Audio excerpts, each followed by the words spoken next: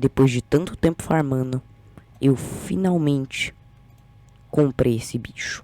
Mano, essa skin tá simplesmente incrível. Ela tá cara, eu sei, mas ela vale muito a pena.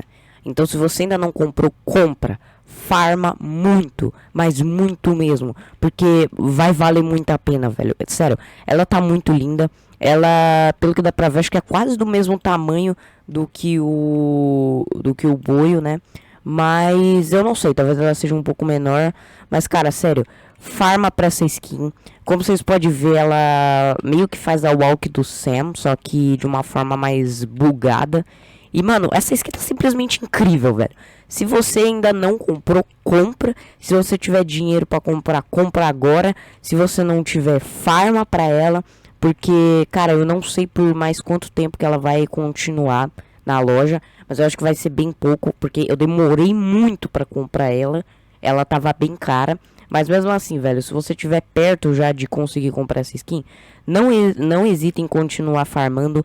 Farma muito, porque vai valer muito a pena. E é isso, velho.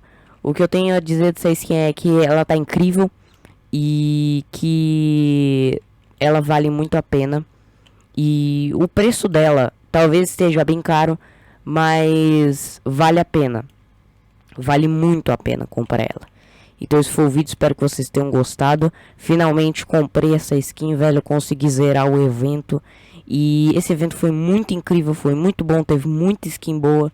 E se você ainda não conseguiu pegar essas skins, pega ela, farma bastante para estar conseguindo comprar. Então esse foi o vídeo, espero que vocês tenham gostado. Deixa o like, se inscreve se ainda não for inscrito, ativa o sininho, compartilha com os amigos. Então é isso, valeu, falou e fui.